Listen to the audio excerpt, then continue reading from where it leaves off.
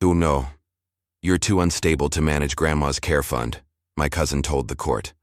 Calm, confident, practiced. I wasn't allowed to speak that day, but I had something better than permission. Proof.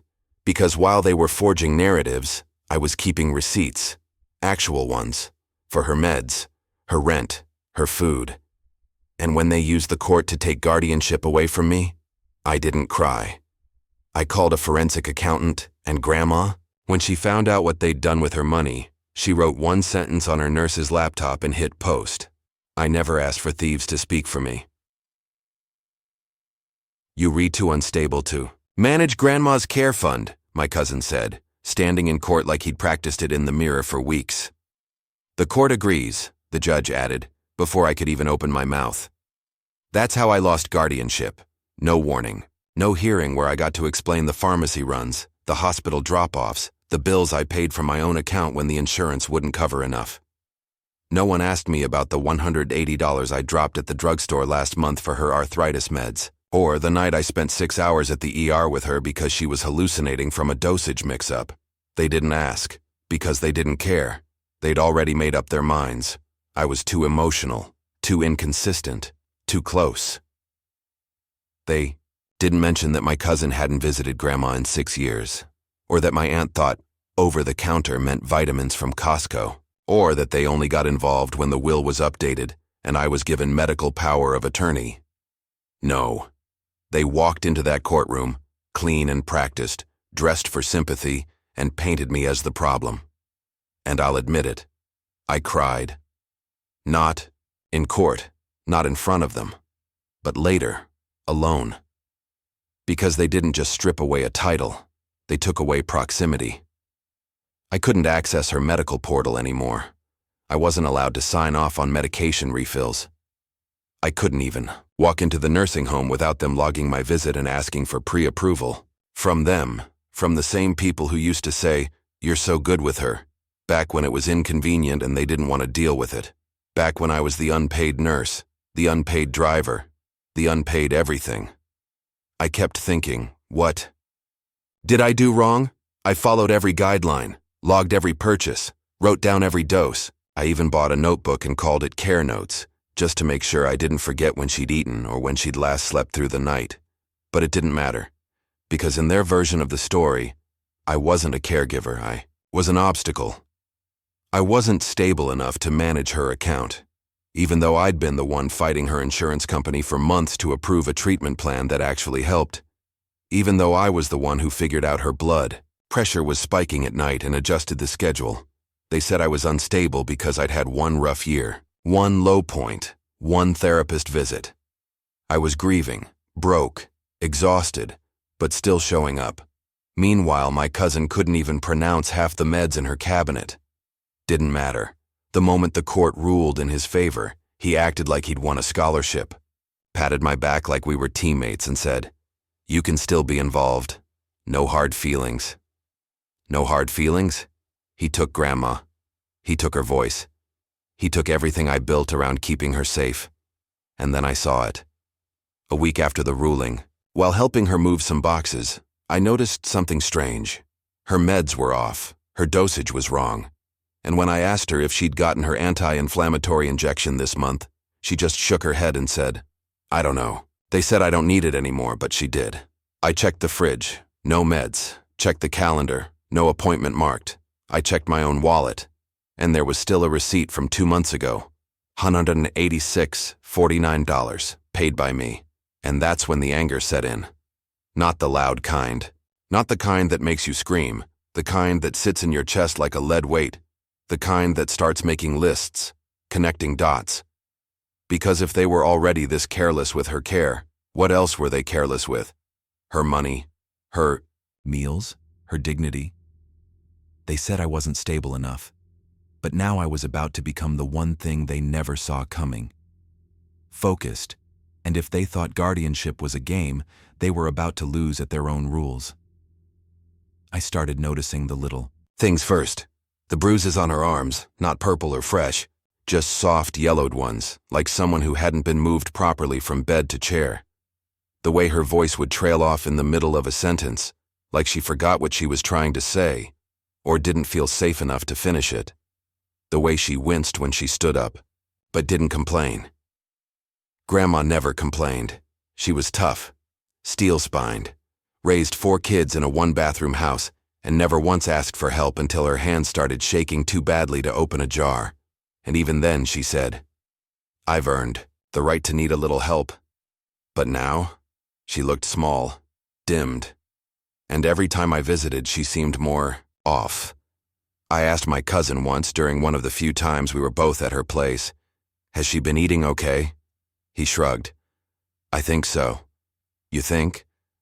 "She says she's not hungry. She's old, man." He was on his phone, barely looking. Up, I checked the fridge later. It was nearly empty. A couple of old yogurts, a takeout box, some soup that had expired a week ago. The milk smelled sour. That night I brought groceries, cooked. She ate slowly, gratefully, like she hadn't had a warm meal in days. Then I asked about her medication. "Oh, they said I didn't need the blue ones anymore," she said. "The blue ones?" I asked. She pulled out the bottle. It was one of her heart meds. I recognized the label because I used to pick it up myself every month.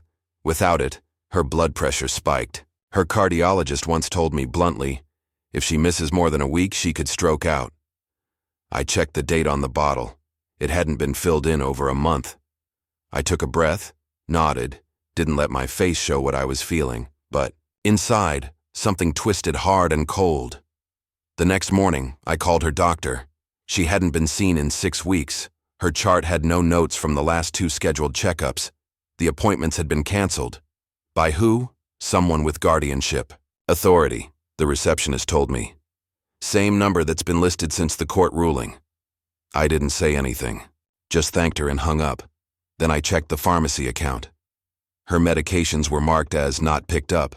Some were discontinued by caregiver. But the charges? Still running through the care fund. The money was being moved.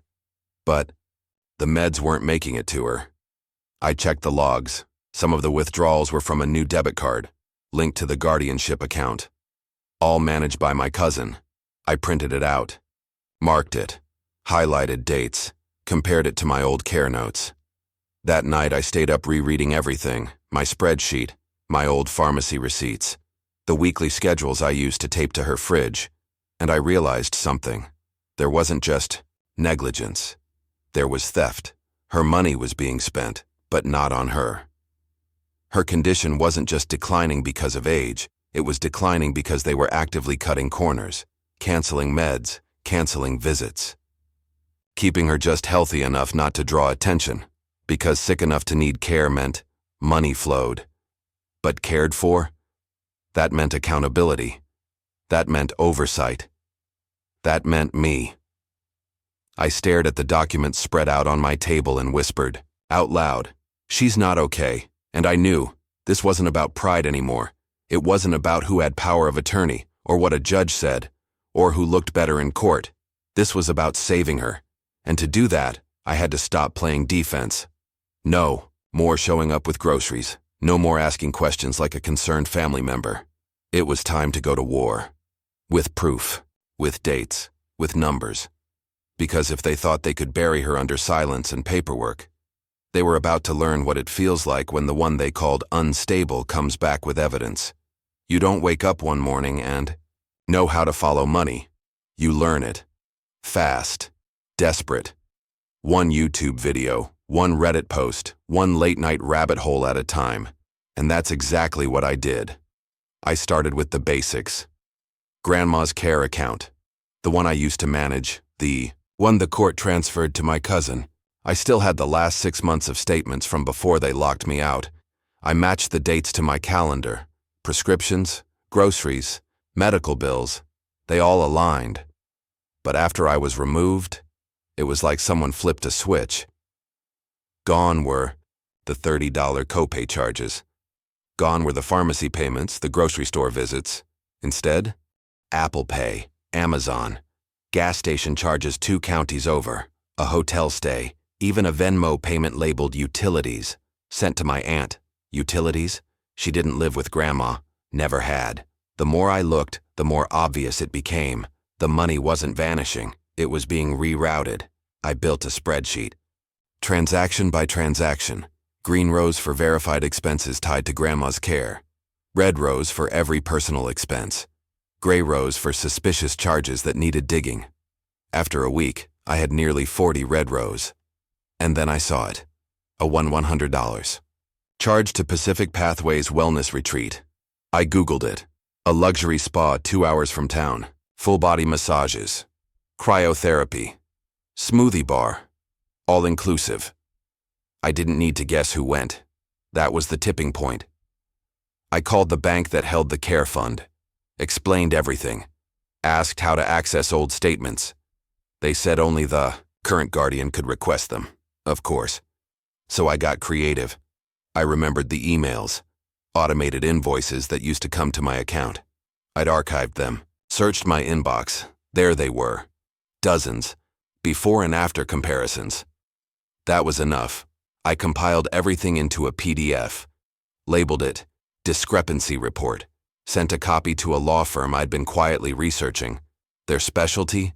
Elder financial abuse. They responded within 24 hours. You've got more than a case. You've got a pattern of deliberate misuse.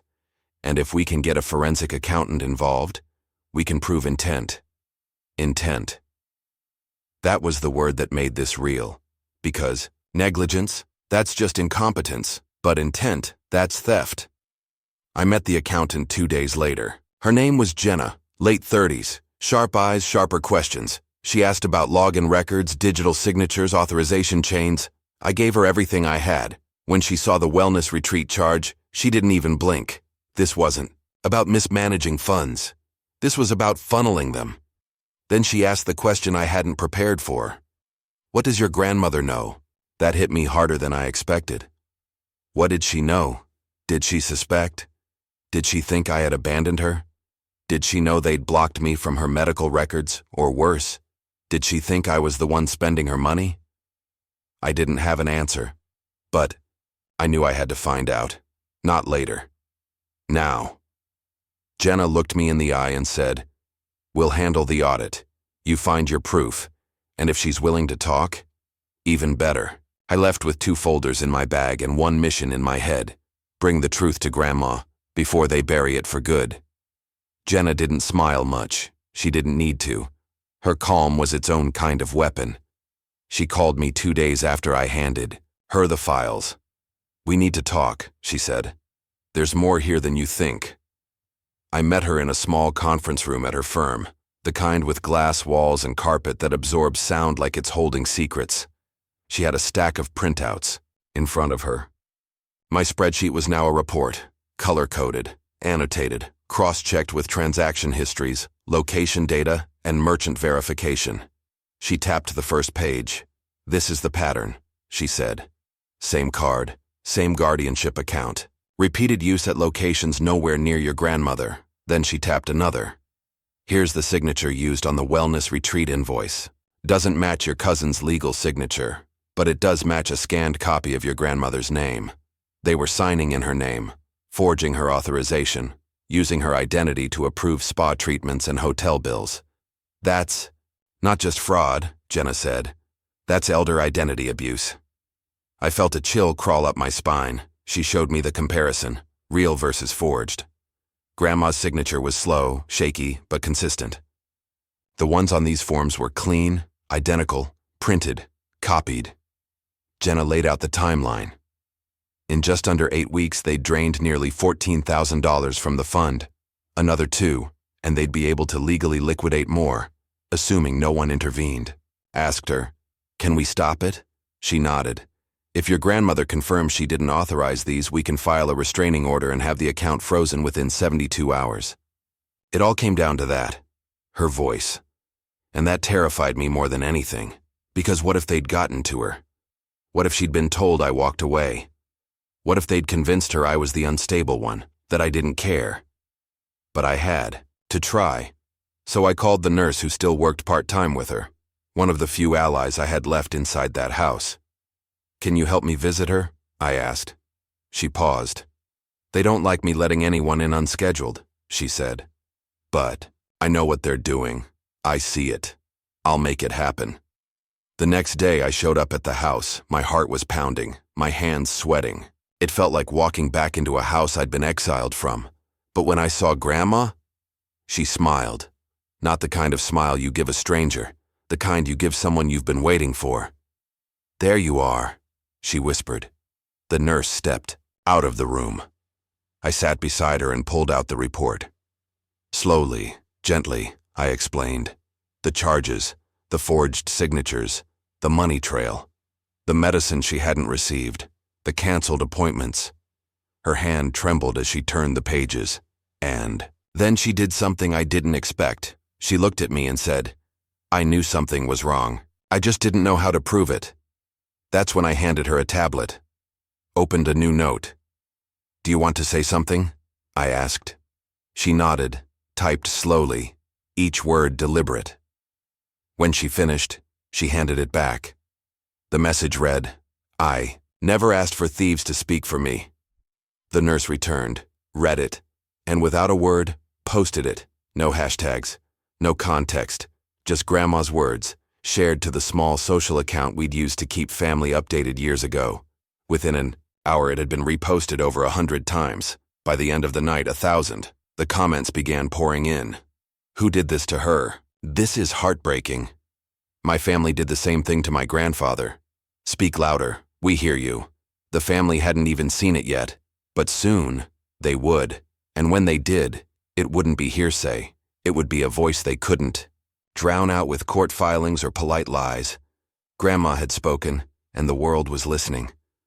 The post didn't just make noise, it lit a fuse. At first, it trickled.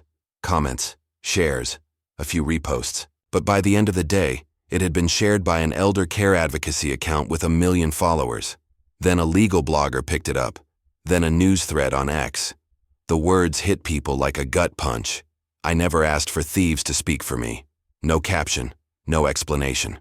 Just that single brutal sentence, written by a woman they tried to silence. People filled in the blanks for themselves, because most already had their own versions of this story, and that's what made it so dangerous. For them. By noon, the next day, my cousin called me. I didn't answer. He left a voicemail. "Hey, look, we saw the post. We don't know what you're trying to do here, but you're blowing this out of proportion. You're making people think something bad happened, and now we've got people messaging us. Grandma's confused.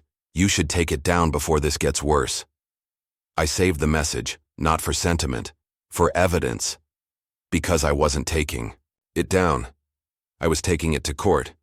Jenna, the forensic accountant, was ready. She'd compiled a final report, nearly $17,000 in misappropriated funds, 3 forged digital authorizations, 5 vendors that confirmed they'd never spoken to the guardian personally. She handed it to the attorney. We filed the petition that same day, request for emergency restraining order and immediate guardianship review. The judge scheduled the hearing for 72 hours later. I didn't tell anyone in the family. They'd find out soon enough, when the papers hit the mailbox, but the internet already knew. Grandma's post was still climbing. The comments had turned into a movement. "This happened to my dad's pension. I'm a nurse. This is more common than anyone realizes. Just because they're old doesn't mean they're powerless." Even a verified account from a major elder care nonprofit shared it with the caption, "Silence isn't consent." That night I got a call from the nurse. She whispered over the phone, "Your aunt was here earlier. She was yelling, trying to get into Grandma's room. I told her to leave." "Did she see the post?" "Oh, she saw it. She said your grandmother's not in her right mind, that she's being manipulated." I almost laughed. "Of course," she said. That's what people say when the one they're exploiting starts telling the truth." "Did Grandma say anything?" The nurse paused. "Yeah. After your aunt left, she asked me if the post was still up. I said it was." She smiled, and then she asked if I had any more pictures of her with you. I couldn't speak for a second. Not because it was sweet. Because it was grounding. This was why I fought.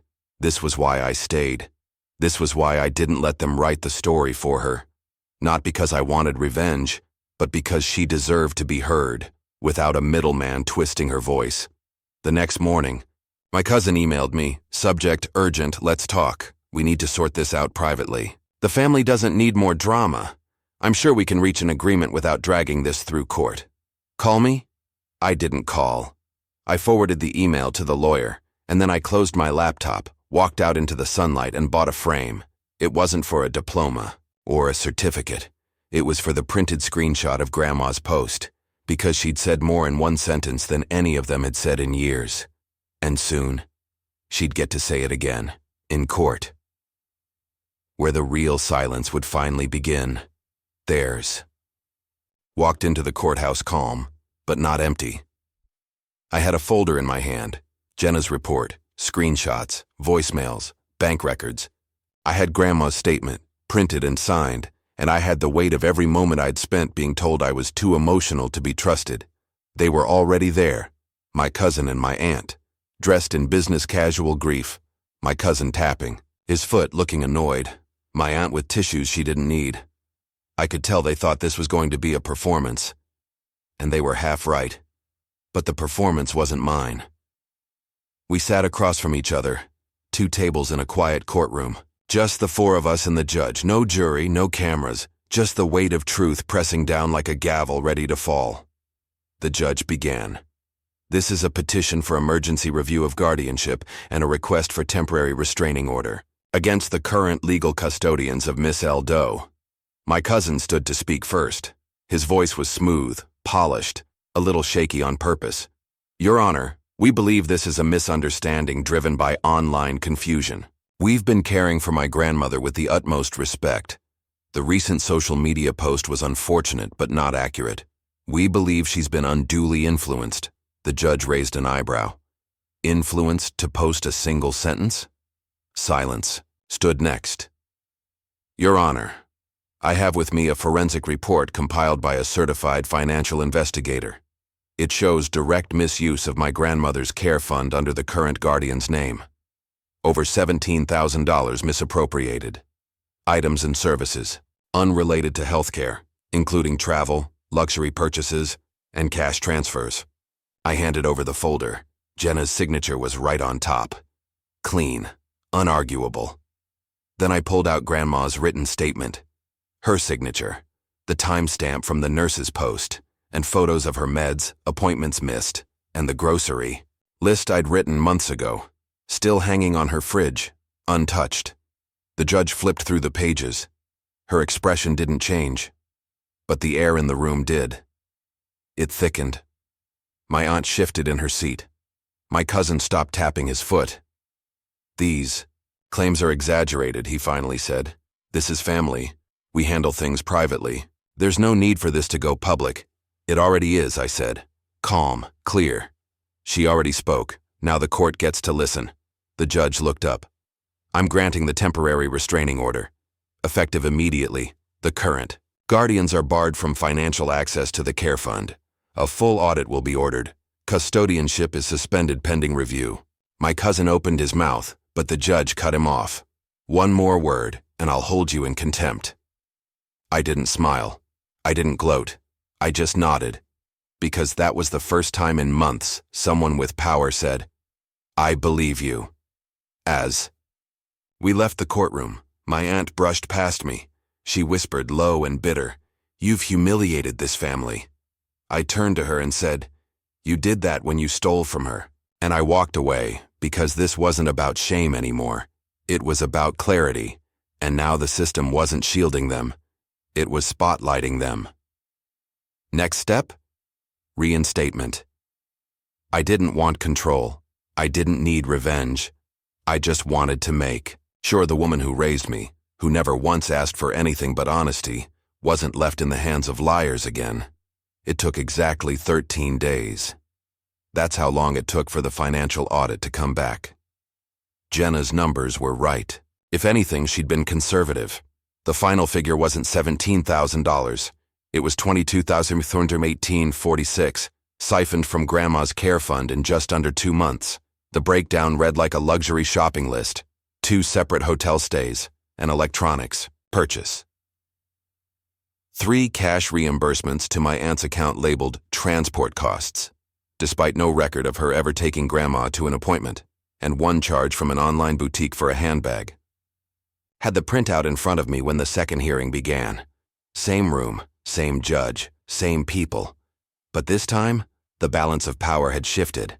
The judge didn't waste time. She went straight to the findings. The court has reviewed evidence of misappropriation of protected elder care funds. Based on this audit, and the prior testimony from the respondent, I am issuing a permanent restraining order from all financial matters related to the protected party. She turned to me. Do you still wish to be considered for reinstatement as guardian?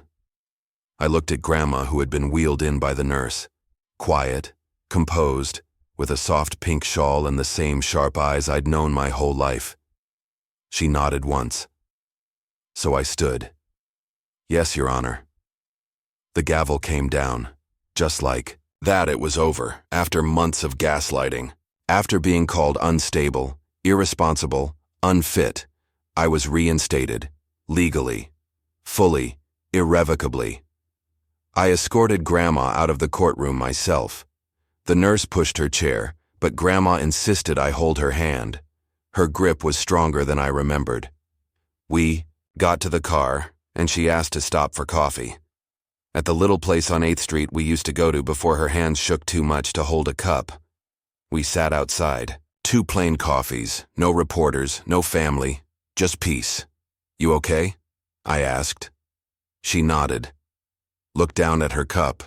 You didn't just protect me, she said. You protected who I am. I didn't say anything. I couldn't. Not for a second. Because it hit me then. This wasn't just about the money, it never was. It was about voice, agency, respect. They'd tried to take hers. And in doing so, they tried to erase mine too. But here we were, still standing, still us. That night, I posted one last update to the same page where her statement went viral. She is safe, she is heard, and I am no longer silent. For everyone who saw their own story in ours, keep your receipts, protect your elders. They're not fragile. They're just surrounded by people who assume they can't fight, but they can. And when they can't, you can. I logged out, closed the tab. In the weeks that followed, the nonprofit that amplified her post reached out, asked if I'd be willing to help create a resource guide for others dealing with elder care abuse. I said yes. I even named the guide after her line. I never asked for thieves to speak for me. Now it's downloaded thousands of times a month. And as for my cousin, he disappeared. No apology, no accountability, just vanished into the internet fog of people who once thought they'd never be held responsible. But I'm not chasing that. I don't need him to admit anything. The court spoke. The public listened. And Grandma, she's back. That's the only closure I'll ever need.